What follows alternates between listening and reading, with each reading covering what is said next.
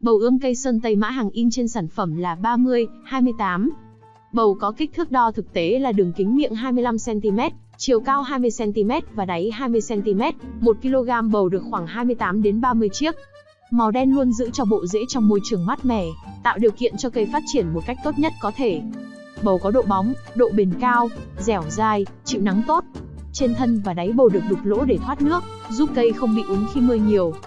Phù hợp cho các vườn ươm trồng các loại cây như dâu tây, hoa hồng, hoa giấy, vân vân.